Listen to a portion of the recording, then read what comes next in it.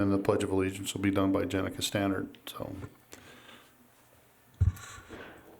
our dear kind Heavenly Father, as we come before Thee today, we appreciate being in a free country and the things that it affords us. Please help us to make proper and correct choices in all that we do. Please help us to keep Thee in mind and the poor and the downtrodden. Please bless those people that are tasked in keeping us safe, that they be able to always go home at night and find all well therein. Please continue to watch over our nation. Please help us that we may be able to continue to be the free nation that You have put here, that we will always be able to do what is right. Again, please bless our families while we're away from them, that they will be blessed and we will be able to get home safely. We ask these favors and blessings in the name of my Son, Jesus Christ. Amen. Please stand and repeat the allegiance with me. I pledge allegiance to the flag of the United States of America and to the republic for which it stands, one nation, under God, indivisible, with liberty and justice for all.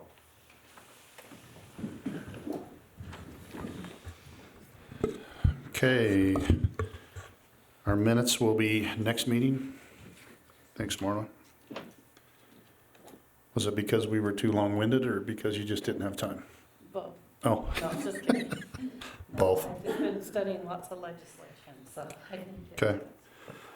All right, anything you're concerned about that we haven't talked about during the legislation parts? Are we okay with everything with you?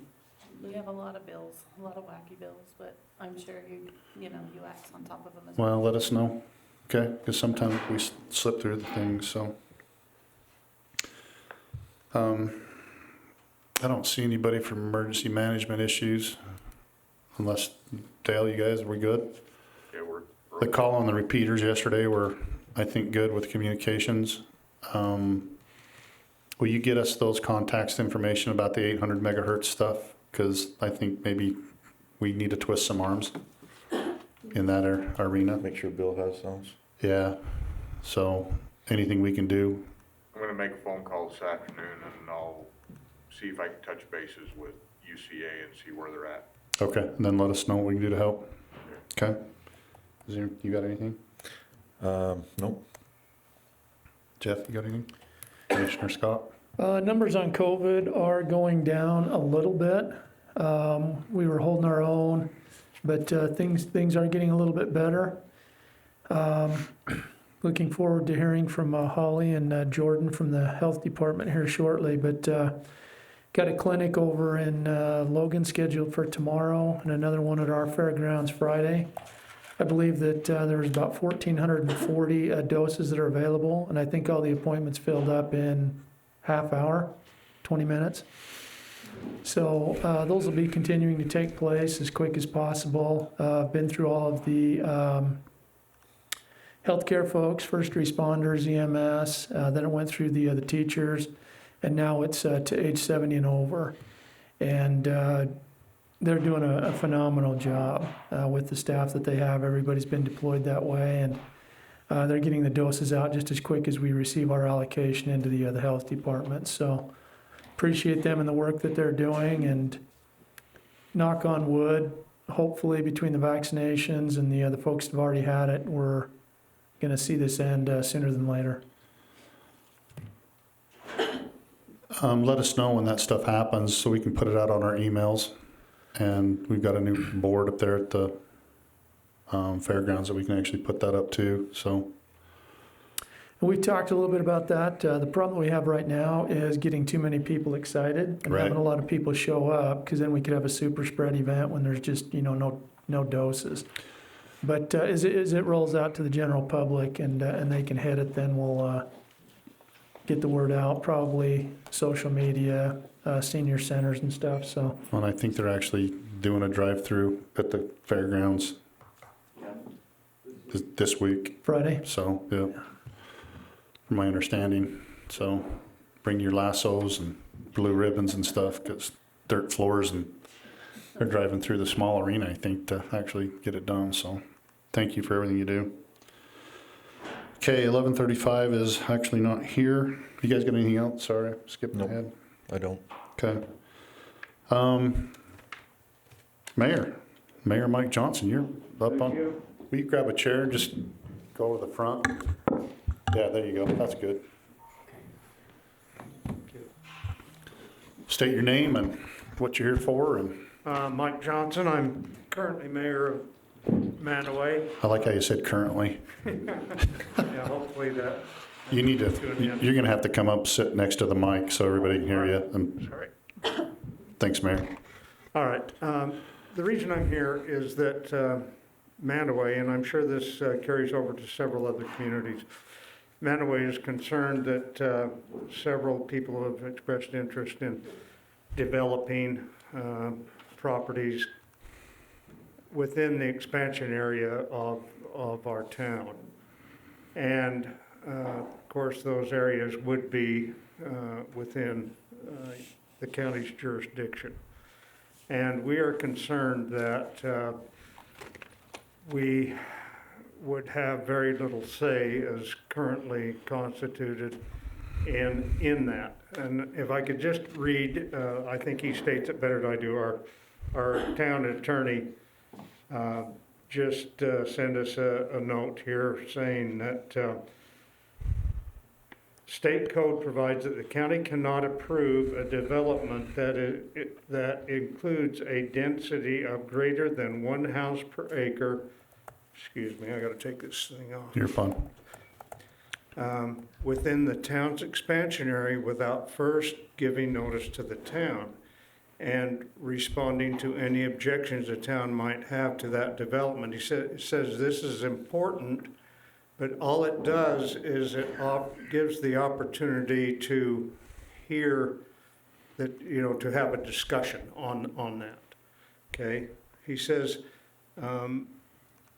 the only other tool would be to work through the political process to get the county ordinances in place that protect cities and towns. A good example is found in Cache County, section 5.6 of their road manual, says no development within the unincorporated county shall be permitted to utilize a roadway for direct access that is under the jurisdiction of a municipality without express written approval from the affected municipality. And he says that their research doesn't show that our county has any such provisions. Okay. And so what we're asking is that we Maybe adopt something like, just like maybe that. adopt something on that order. For example, if we were to get a large development on the north end of town outside of our jurisdiction there, all of that traffic would be going, utilizing our roadways, et cetera. So anyway, that's why I'm here, just to bring that to your attention and see if we can get something going to protect the towns a little bit on that. Okay. Scott, have you got anything like that? I mean, I know planning and zoning, that we need to take some of that into consideration. Maybe, perhaps during our next mayor's get-together, maybe we could discuss that a little bit further too. Yeah, or if you want to email me a copy of that letter, I'm happy to look at the cash code and see how that would affect, our area, so. So then this would maybe go both ways. So when the towns or something put in an ordinance or something like that that would create a problem on our roads, then we could go both ways? I would think so. I would think Okay. that'd only be right, but yes, okay.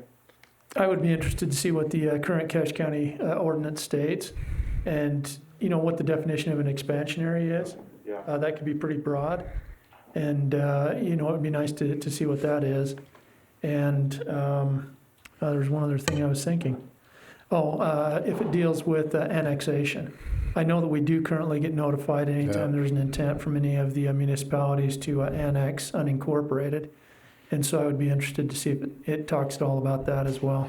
yeah. Because Okay, I do well, know, I'll I get do know we Scott. encourage that, because we're not in the developmental parts of this if it's close to a city. I mean, we don't want islands out someplace, but if it's close enough to a city, I don't know why they wouldn't annex in the first place. If it's gonna mean your water, sewer, roads, police force and all those type of things, so. Well, and some of these, I'm assuming that a lot of them would have independent water systems, because Right. Yeah. otherwise they would have to annex. Well, within our particular circumstance, I don't know how much we'd be interested in annexing.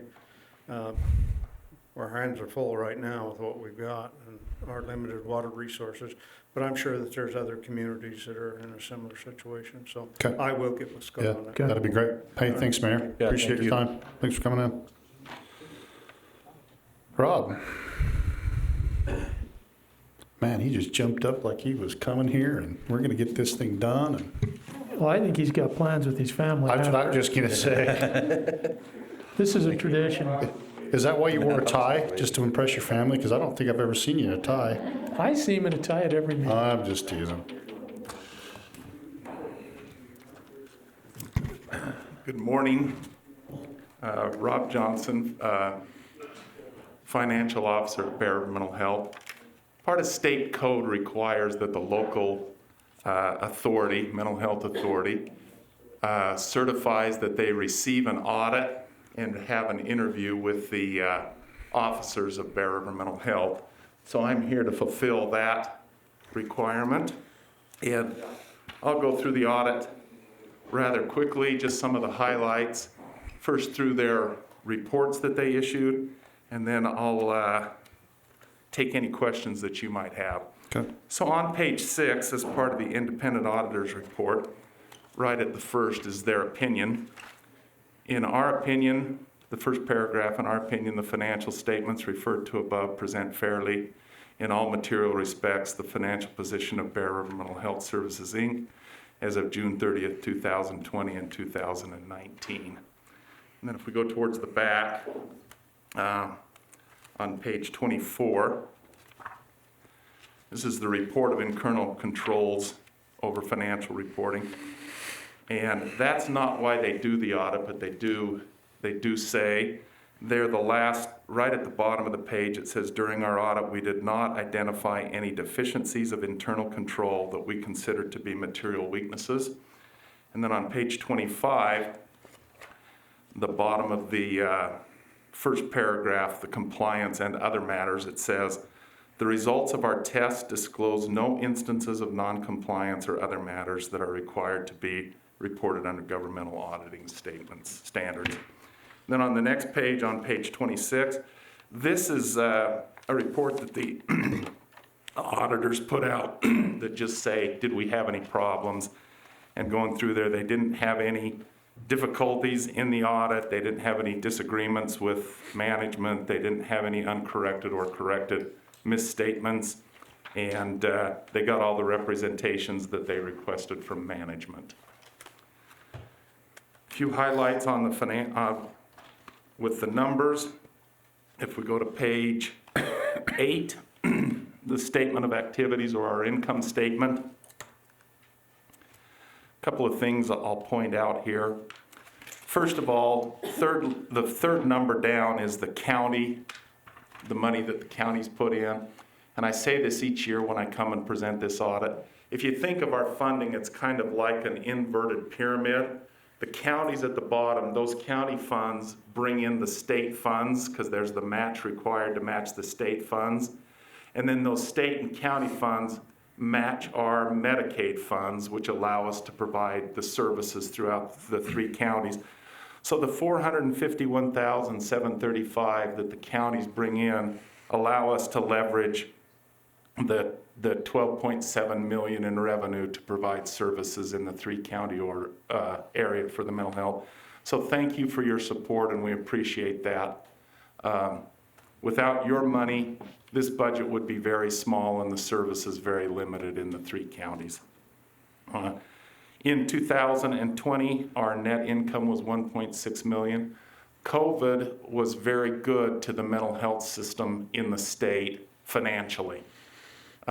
Just talking from a financial standpoint. So as COVID hit, the Medicaid eligibles went up, and we also had Medicaid expansion dollars that came in. Hospitalizations actually went down. I think people were really afraid in the spring to go into the hospital, so our hospitalizations went down. And because of the state of emergency, the match that we were required to pay went down for the last 2 quarters of our fiscal year 2020. So those things are the things the main reasons why we had the $1.6 million net income last year. On page 7. Was it also cost savings with telehealth? Did you realize much of a savings, or did that impact it? We did not realize a lot of savings. In fact, it cost us a little bit of money to get the people, to get our therapists Equipment. in their homes and set up and ready to go, but not a lot. It was about neutral. Okay. On page 7, just a few highlights on the statement of financial position, or our balance sheet. You can see that cash went up significantly.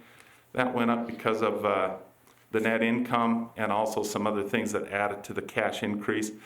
And then accounts receivable was down, which increased our cash. And our prepaid expenses were up. And those are related to timing with Medicaid revenue and payments of match to the state.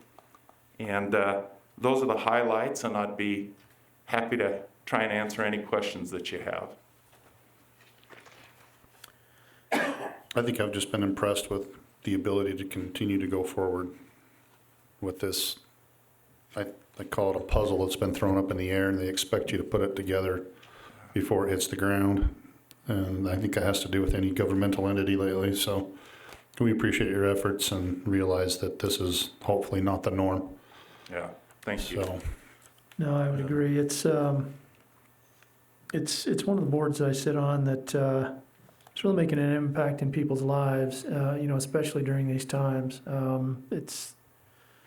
It's not a pleasant situation. I mean, everybody's concerned about their physical health, but it takes a toll on people mentally as well. And so there's been a lot of service that's been given. So do you have any restricted assets from CARES Act that you'll be able to carry that into this year? Yeah, we do not.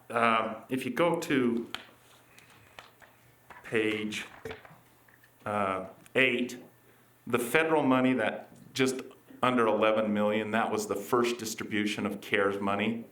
That's all we had in fiscal year 2020. Okay. Then we had 110,000 in this year that we had to have, that we spent before December 31st, and it has all been spent. We purchased some laptops to help us with our telehealth and people working from home, and then provided services. Okay. So our actual COVID funding was not a large piece. okay. The CARES Act did not, but the Medicaid and Medicaid expansion. Medicaid really did. The eligibles increased. Would you say moving forward that, I think Commissioner Scott kind of touched on it with telehealth, would you say that that's possibly going to be a bigger piece? Yes. I know the legislature's been helping us and wanting us to, kind of take a look and see if some of these things would be important for us. And I don't know if you saw, but we were actually able to go from Tremont to the Idaho border with fiber.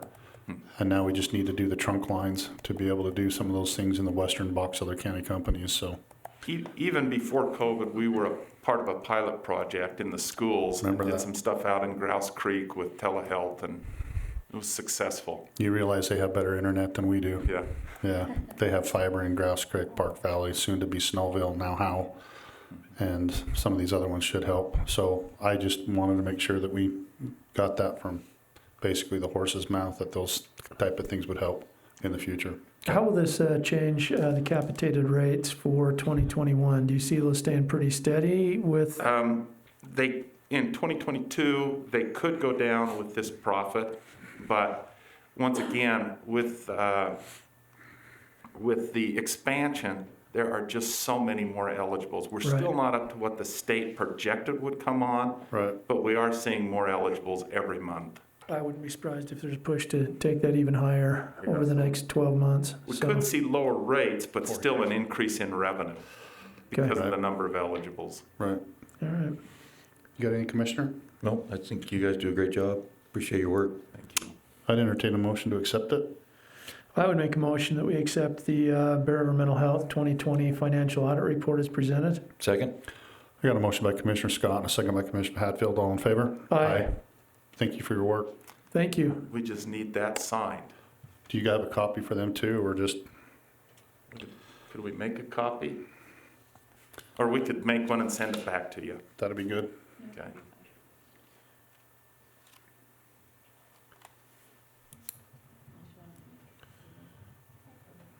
We'll make a copy real quick. Okay.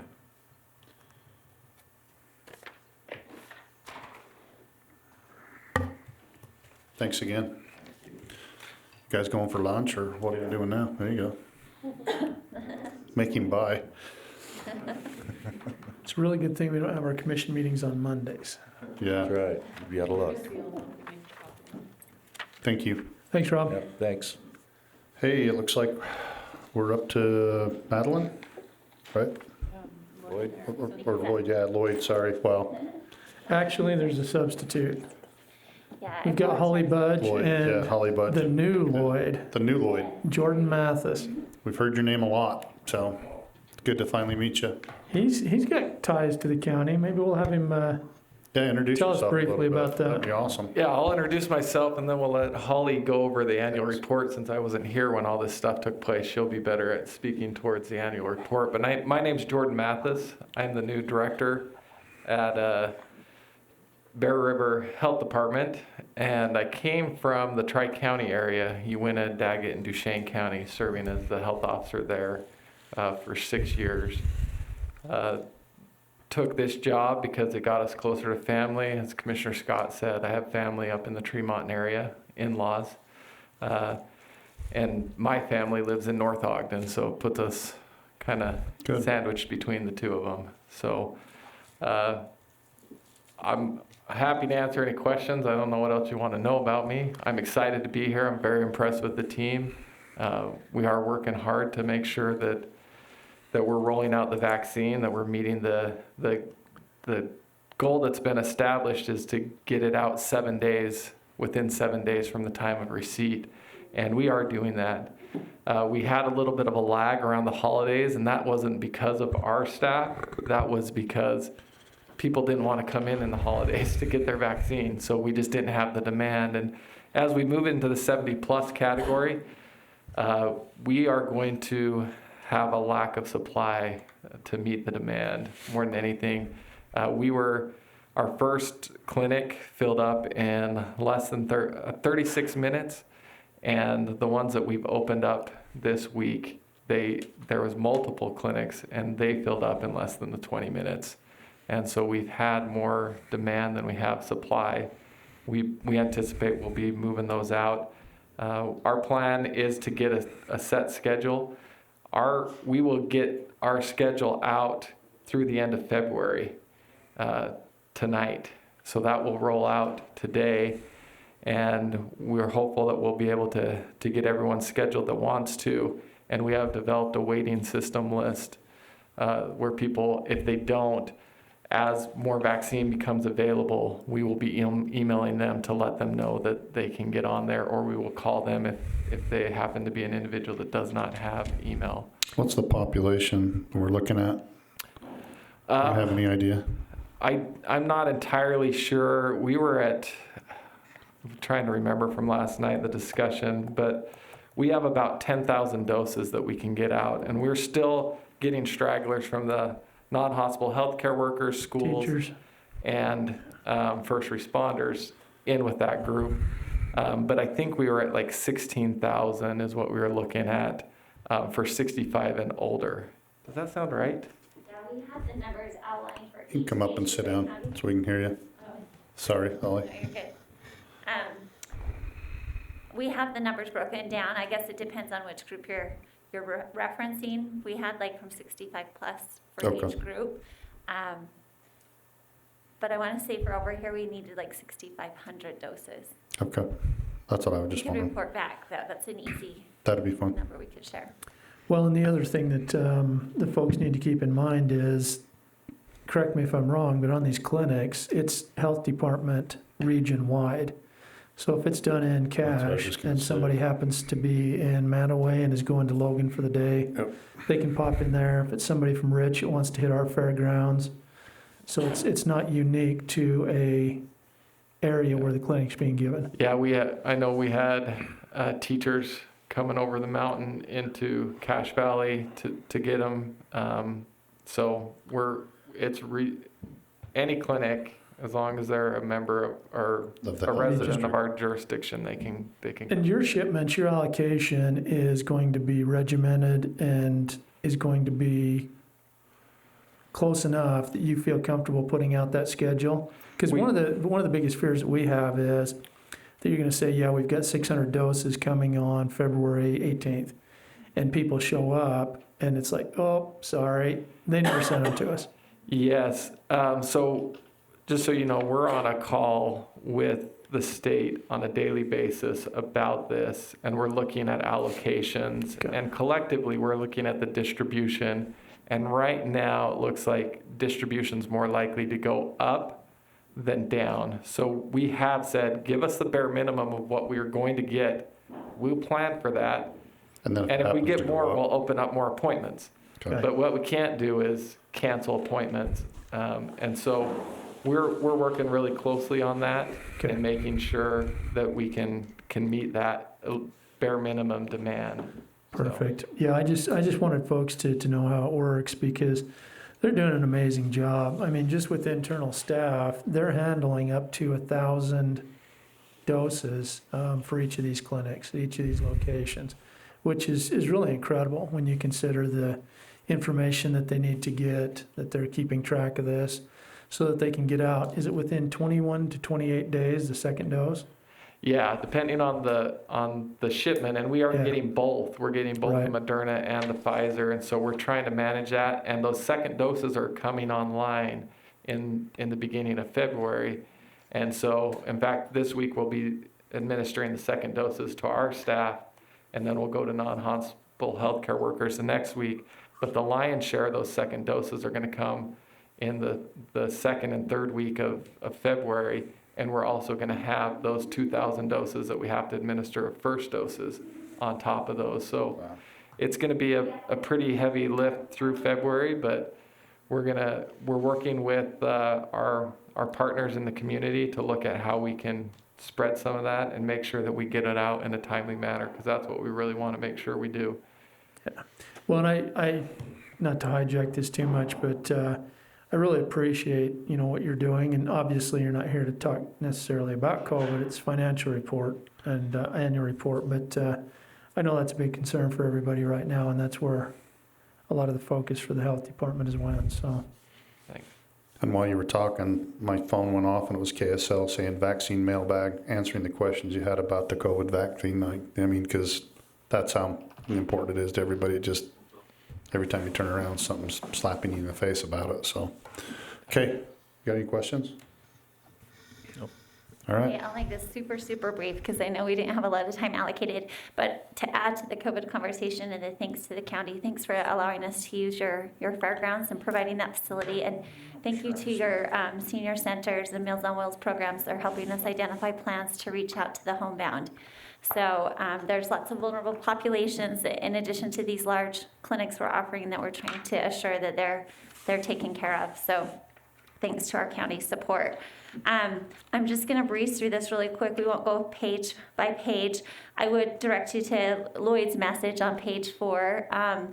He has dedicated over 35 years to our health district, and we will miss him, but we feel like we're in very good, competent hands with Jordan, and are looking forward to the future for public health. On page 7 and 8, it's always helpful to thank the counties for what you contribute to our budgets. You can see on page 8 what percentage of our total budget is through county dollars. It's about 13%. So thank you for your contributions there and that continued support. On page 7, you can see that our what we expend and what our revenue is are really quite mirror each other, and that's thanks to a good administrative team that keeps us fiscally responsible. Our report is broken up into our 4 strategic goals that we have as a health department. So I won't spend a lot of time elaborating on all of those, but on goal number 1, it talks how we'll be the healthiest people in the state. And this is kind of our numbers where we present our data of what we've been able to accomplish this year. And I think it's interesting to note that given we've been in a pandemic for 2020, all of 2020 primarily, with the exception of January January and February, we still were able to accomplish all of these other programs as well. None of these other services ceased because we were dealing with COVID. So we still continue to serve WIC clients each month, almost 3,300 each month. We still taught maturation programs to 5th grade boys. We still inspected restaurants. We did have to form a new division at the health department. Our EPI team has been, which it's been as many as 35 people at one time, so that's quite a big staff increase for us as we dealt with the pandemic, but they've helped with contact tracing, and of course now we're moving more into the vaccine efforts. We've seen an increase in our number of mental health clients that we treat at the health department. Again, these are non-Medicaid clients. We can't capture the clients that are provided by our sister organization, Bear River Mental Health. But last year we treated 84 people for mental health services. This year it was 190. So we have seen things like that go up. Another interesting note on page 11 is that last year we had 71 calls to our after hours line. This year that was 585.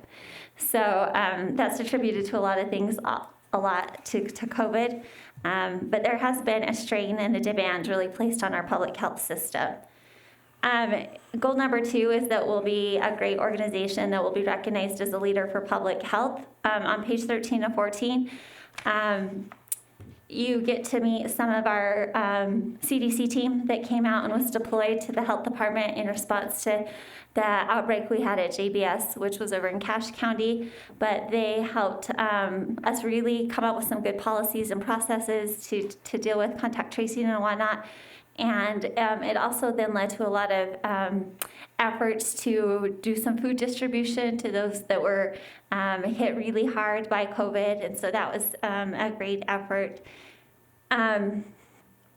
Continuing on with the goal number 3, which is starts on page 19, talks about community partnerships and the importance of that to the health department. Community partnerships have been vital during COVID especially. And what's been interesting is we have had to utilize some of the relationships we've had to help even businesses stay open this year. Our environmental health team, for example, worked very closely with restaurants and businesses to help them identify plans of how they could safely distance people, encourage masks so that we didn't see the impact that could have potentially happened because of COVID. We've also used relationships to help distribute PPE throughout the community. Going back to the by the numbers, if you look on page 11, it talks about personal protective equipment that had been given to home health offices, to dentists, to physical therapists, and the list goes on. And this wasn't a one-time distribution. This has been, for a while, it was weekly, and now it's moved to bi-weekly, but that's been a big effort. And then finally, our goal number 4 is to increase access to services. And I think the biggest thing we can say that's happened there in 2020 is that we have become proficient in offering telehealth services and also curbside services. So it's been, I think, some opportunity for us to learn how to do things maybe in a better way that will provide even better customer service for years to come for some of these people as they can do some of these appointments over the phone. So just in conclusion, the kind of towards the back of our report, you get to see the health at a glance, kind of the demographics and how we're doing as a community with health overall. On page 28, the county health rankings, we usually highlight that each year. Last year, Box Elder County, you were ranked at number 8th in the state. We dropped this year to 11th. Not exactly sure why, but that could be some things for us to focus on and set as goals for next year. So looking forward, we're excited to maybe get this vaccine here so we can begin to conquer COVID, so we can move back to focusing some efforts towards other viruses such as hunger, poverty, violence, social determinants of health, those other things that also continue to plague public health. So with that, I just encourage you to review that. Thank you for your time and letting us present today. And if you have any questions, we could quickly answer those. I don't have any, except for, let's make sure when these guys come, we give them 15 minutes so they're not sounding like an auctioneer in the future. I was So, worried if I can catch my breath no, in the you're math. just like, I'm like, she's done this all in one breath, so. I was Okay, pretty impressed. thank No, you. thank you Appreciate for it. Yeah, everything. thanks. Thank you, guys. I don't think so. Okay, sorry, I was trying to jump the gun with you. All So, right. state your name and what you're here for. Pull that mic up toward you, please. I'm Madeline Smith. I'm the Victim Services Director for the Box Elder County Attorney's Office. And I'm here because part of our department is funded by the VOCA grant, Victims of Crime Act, and they require that we provide biannual reports to report on the services that we provide and also the crime categories that we serve each year. So unfortunately, the information I have to provide isn't fun information and can be pretty sobering, but I think it's important to help raise awareness of the crimes that are occurring in our community and what we're doing to help these victims. So I'll just get right into it. Our department has served 708 victims since July of 2020 until December of 2020. Of those victims, 172 were affected by multiple crime categories, the highest crime categories being theft, fraud, and other financial crimes affecting 153 individuals, domestic violence affecting 139 individuals, adult physical assault affecting 117 individuals, child sexual abuse affecting 70 individuals, burglary affecting 50 individuals, child physical abuse affecting 46 individuals. We also serve victims of adult sexual assault, arson, bullying, driving under the influence, elder abuse, kidnapping, other vehicular victimizations, robbery, stalking, family members of homicide victims, and other various crimes. While COVID has presented some challenges and has continued to affect how quickly the cases can move through the court system, our Victim Services Department has continued to remain busy. We have provided a total of 6,441 services from July 1st, 2020 through December 31st, 2020. Our most provided services include criminal justice advocacy, which is a broad term to explain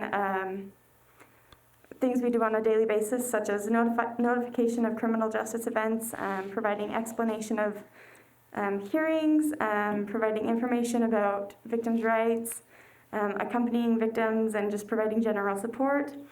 In addition to that, we also assist victims in completing victim impact statements and calculating restitution amounts.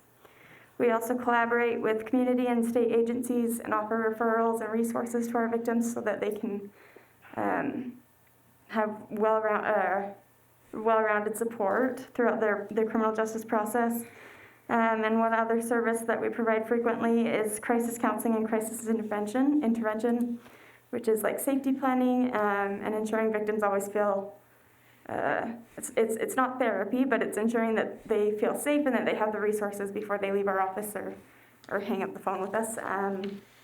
So overall, we've had to really adjust how we do things with WebEx and figure everything out, but I think that our advocates have handled it really, really well. So if you don't have any other questions, I think that is all I have. I appreciate your time and your support of the service of our department. And No, I think that's amazing. I'm just, the biannual thing, I don't think anybody understands or realize that you should times everything by 2 of what you just said, yeah, and that's a year. yeah, So, yeah, it's not like you guys are sitting around thinking what's going to happen next, because that's amazing to me that, I mean, and the follow-up and everything, I'm still getting stuff from when I had somebody break into my storage sheds a couple of years ago that Yeah. you're still doing that for not only me, but other people in that situation.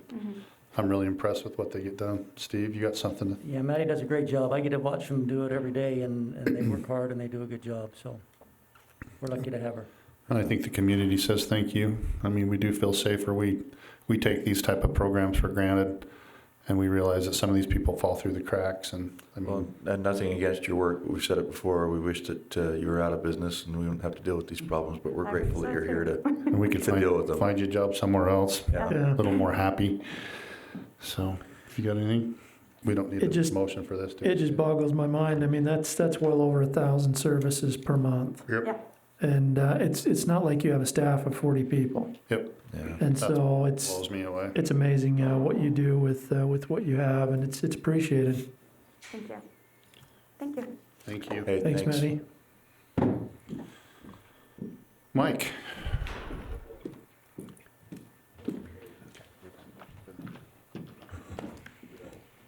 Oh, Mr. Mike? Oh, thanks, sir. I haven't got to my thing I'm supposed to be doing. I did the one with Val, but I've seen that come through the email. Have you done that survey yet? Uh-huh. Yeah, I did it You're supposed to say no? this morning. This morning after the You're good second on that one. reminder. So, Commissioners, we appreciate you meeting with us this morning. I have 3 things on the agenda that I wanted to discuss with you. The first one is our memorandum of understanding that Utah State University has with Box Elder County to do programs and work here in the county. Yeah, I think you guys all received a copy of that. That agreement, pretty much the same as the 2021. The only thing that's been changed, that's the dates and the budget that the county gives us to work our programs here in the county. I don't know if you guys have any questions on that, or I don't. Steve, were you able to, Have you got that were you able agreement? to see that? I just got it this morning, so I haven't had a chance to look at it yet. We'll just do it pending You had that? your, That's fine. if that's all right. Commissioner Hadfield had to step out a second, but I'd entertain a motion to be able to accept that contract. Do we have a contract number on it? Oh, there we go, 2101. Okay. Yeah, I would make a motion that we approve the USU Extension 2021 Cooperative Agreement 21-01 pending the final review by our county attorney. I'll second that motion. I've got a motion by Commissioner Scott and a second by Commissioner Summers. All in favor? Aye. Okay. Thank you. The second thing I wanted to do is, many of you know that Ann Henderson in our office retired last September. After working 37 years in Box Elder County, I was surprised that it was all here in Box Elder County. She did a wonderful job for us here, and we were sad to see her go, but we're excited. We did have an external search done by Utah State, and with me today is April Litchford, who is a resident of Box Elder County, who is going to be fulfilling that. She started in January 11th, and we're excited to have her here. And April, I'm going to turn the mic over to you and let you just give a 2-minute or a 1-minute thing, if that's all right. Yep. What do you guys like to know? Just tell your name, where you're from, and, Okay. I mean, I've already spoken to you, so. Yeah. Yeah. I'm Let April everybody- Litchford. I have a PhD in nutrition science and am a registered dietitian. So it's kind of a unique situation to be a county extension agent. I live in Deweyville currently, but I spent about a year in Brigham City, and I spent about 20 years in Tremonton. So my kids have grown up here. I love Box Elder County, and I'm excited to be able to be part of this great work here. What did you hear? What did you say? That last part? Just kidding. The great work. Yeah, by Stan, right? By the way, Mike says hello. That'd be awesome. Thank you. My husband says hello. We just wanted to introduce her. Like I mentioned, we're excited to have her here and the programs that she's going to bring and be able to do here in the county for us. And, you know, I know she was, some of these other reports we've been hearing this morning, that I'm pretty sure she was paying attention going, oh, wow, that's a lot. You know, we can help out here, get to know those people. So we're just excited for that. And then the last thing is our community report that we have here. What we tried to do is put together just a real quick snapshot of things that we were able to accomplish in 2020. You know, you've heard it this morning and you've been hearing it that, you know, a lot of programs were canceled, or we had to really think outside the box on some of the different things that we were able to do here in the county. We did have to cancel some things, but other things, you know, we were able to hit the Zoom meetings or the webinars and be able to still provide information. You know, one of the cool things that we were able to do with, for example, we typically have a field day out at Blue Creek, out at the research farm out there, and this year we went virtual with that. We recorded a lot of things and had actually more individuals that attended that because it was Zoom, and we had other individuals from the state that was able to participate in that with us. So, you know, our cover crop research, you know, a lot of these things that we tried to highlight is questions that our office has been dealing with or had people ask us about. And so we're trying to find the answers to that to make them more profitable and sustainable in agriculture. Here. Josh Dowling in our office, he's done some farm and ranch succession trainings, both here in Box Elder County and Cache, and I think he's got a couple more of those. Yes, we've got an aging population that our farmers and ranchers are wanting to, trying to figure out how to pass that family farm or ranch on to other individuals, and so he's able to help them with providing those tools for that. Mental health, we talk, I don't think we talk about enough about the status of our individuals. It doesn't, just affect the homeowners and other businesses and that, but it also affects our farmers and ranchers and the decisions that they have with dealing there. And so he's been doing some workshops with mental health with them, trying to get them the tools that they need to continue on.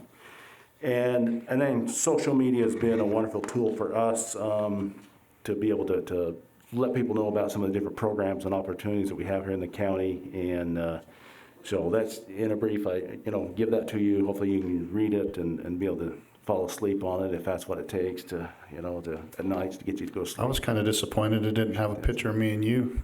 We should have got it. I've got a couple more requests to do some grafting stuff, Stan, so. Mike came out to my place and we grafted some Potawatomi trees. So, in case you didn't know what that was, 'cause- yeah. The plum tree. And then, that's one of the classes that I've done in the past is some fruit tree grafting, and that's one of the ones I missed, because of that hands-on and being able to do it. So I hopefully When we talk about social media, I think I sent you that last post that 5,900 people actually watched him pruning the trees, because we said Potawatomi and people are like, what is a Potawatomi tree? I want to see a picture of you in here with your seed separating machine that you should get That's pretty cool. patented, do that. which So, is very cool, by the way, as well. So thank you. But no, any question you guys have for us or I know you mentioned that they sent out a survey. That's just trying to see if what we're doing matches what you guys think we should be doing, and that those are anonymous. participated this morning. Commissioner Scott's already done his. Have you already done yours? Good. So I'm not alone. I did it during breakfast this morning.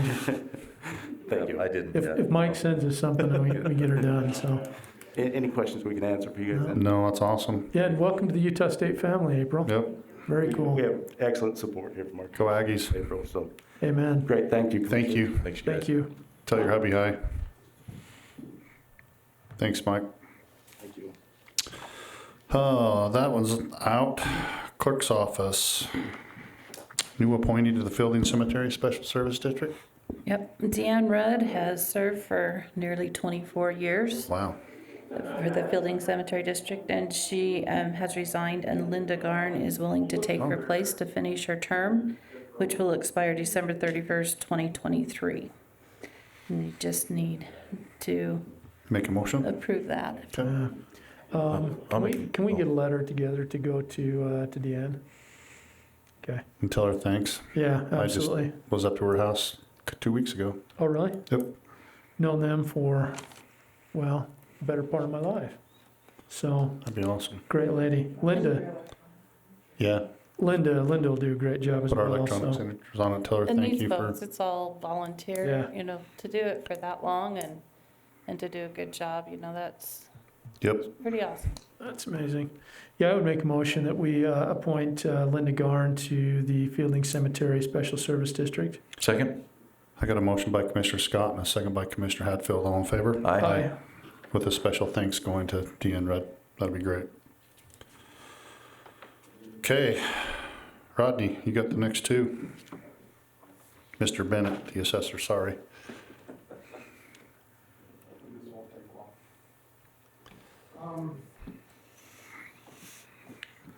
Rodney Bennett, Box Elder County Assessor. The first one on the list is some mobile homes. It was out in a mobile home park called Wheeler Mobile Home Park. We had worked with the owners of the park to get those paid. Basically what happened is there was a couple of mobile homes that were abandoned. Before she tears them down, she was supposed to pay to have it, to be able to tear them down. She says, well, they're not mine and I don't care. Basically, they tore them down, took them away. there's nothing for us to do. So that's, our account number's B000828 and B000829. On the one mobile home, it was $128.77. On the other mobile home, it was $140.79. So we have no way of collecting those, so I'm just bringing it forward to have you forgive those. Got any questions? If not, I'd entertain a motion. I'll make a motion, we waive the taxes for B00828 and B00899, is that what it was? 829. Okay. Waiving, forgiving, just writing them off, what's the, They need to just be written off because there is no way for us. We can't apply it to typically we could do it to the ground, but it wasn't the same owners. right, So we have no way of collecting it. okay. Very good, I would second that motion. I got a motion by Commissioner Hatfield and a second by Commissioner Scott. All in favor? Aye. The second one is kind of the same thing, but it's personal property rather than mobile homes. It's account P0002325. This is a business that was in Box Elder County. They were doing business out of their home. They have now, again, they didn't have a business property that was able to attach it to. They have now moved. We've been trying to contact them for well over a year. They've moved to Cache County now and are no longer in our county. So again, we have no way of even putting a lien or on their something. properties. So, and that is in a total amount of $592.08. So I guess the same thing as we would like to have those written off so we can clear our books. There was a program that we heard about at our USAC meeting this fall, and then I had a conference call with Zeke Lee with USAC, and they will work through the treasurer's office to try to collect these, and it is no cost to the county. And what they'll do is they'll try to collect those, and then if they do, they just take a fee out of the penalty over and above what they collect. And so I don't know if it's something that is worth going after. I mean, obviously, if the business was closed and we had no idea where they're at, but I don't know if that's something that we would want to look into or to consider. I think you can turn it over to them because it's no cost to us, and then if they recoup anything, Yeah. it comes back. So So you can probably just send it to Zeke, but we can clear it off. We can clear it off of here and just tell you to. The name of the Proceed. business was Industrial Restoration and Coatings Incorporated. Okay. So if that was something that the treasurer's office was interested in, Sean, I think I forwarded it over to Tom initially, and he said, no, that's definitely Sean's. And so I don't know if he sent it to you, but Zeke Lee at UAC has all the info. And it sounded like a nice way to clean some of these things up and possibly, get some of that coming into the county with minimal or no effort from county staff. So if it helps. I think I've heard of the program. The problem is with personal property is it's so fluent, and that's our only connection. Right. I'm not against them trying to do that, but that's the problem with. If once you send it to them, it's out of our hands, we'll clear it off the books. If it comes back, that's just a positive. So Okay. I'd entertain a motion. I would make a motion that we write off the personal property tax for Industrial Restoration and Coatings, Inc. Second? I got a motion by Commissioner Scott and a second by Commissioner Hatfield. All in favor? Aye. Thank you. Thanks, Rod. Thanks, Rod.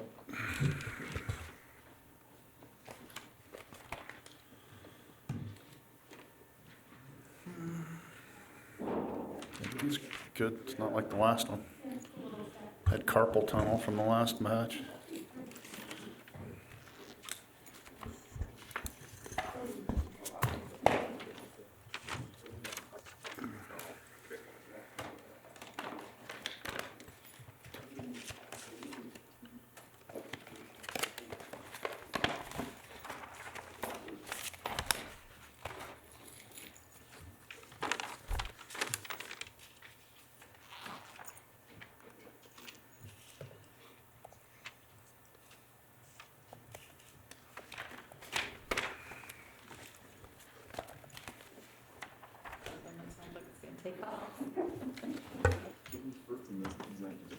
Sheriff, please go first.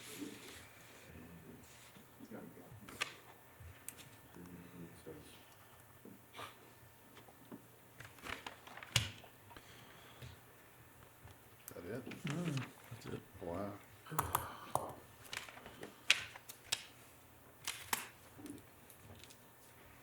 Jeannie finally retired. Who? Wow. They doing any kind of an open house or anything for it? I don't know. She's not super well.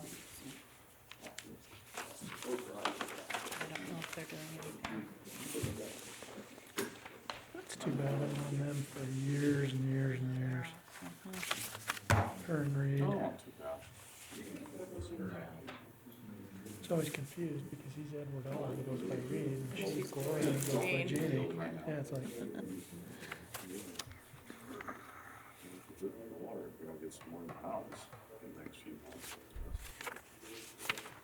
Want me to put your date on yours, Stan? Put them Oh, here. sorry. I have done so far. If I put the date on it, they don't think I've signed. Is that right, Marla? If I put the date on anything? Stan forgets the dates. Occupational hazard. Forced your hand, sorry. I'd entertain a motion, go into closed session. I would make a motion that we go into a closed session to discuss personnel and potential Legal. litigation. Is that, Is that what it is? Okay. I'll second that. got a motion by Commissioner Hatfield, second by Commissioner Scott, all in favor, aye. Aye. Aye.